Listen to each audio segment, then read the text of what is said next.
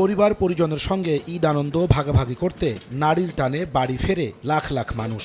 স্বস্তিদায়ক ঈদ যাত্রায় যাত্রীদের প্রথম পছন্দ রেলপথ। বিশাল এই যাত্রী চাপ সামাল দিতে প্রতিবারের মতো এবারও প্রস্তুতি সম্পন্ন করেছে রেলপথ মন্ত্রণালয়। 23 মার্চ ঈদ উল ফিতরের সম্ভাব্য তারিখ ধরে 3 মার্চ থেকে শুরু হবে রেলের আগাম টিকিট বিক্রি।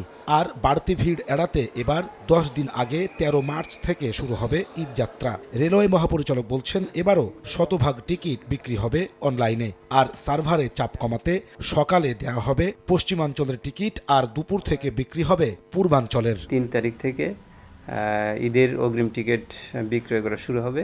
পশ্চিমাঞ্চলেটা আমরা সকাল 8টা থেকে দুপুর 2টা এই সময়ের মধ্যে আমাদের ওপেন করা হবে। আর পূর্বাঞ্চলেরটা দুপুর 2টা। একসাথে যদি অনলাইনে ঢুকতে চায় তাহলে ঢুকতে পারবে না, সার্ভার জ্যাম হয়ে যায়। যাত্রী সুবিধায় এবার 5 জোড়া ঈদ স্পেশাল ট্রেন পরিচালনা করবে রেলওয়ে। এছাড়া প্রতিটি ট্রেনেই চাহিদা অনুযায়ী যুক্ত করা হবে অতিরিক্ত কোচ। এবার ঈদ যাত্রায় শিডিউল বিপর্যয় ঠেকাতে সর্বোচ্চ প্রস্তুতির কথা জানিয়েছেন রেল ডিজি।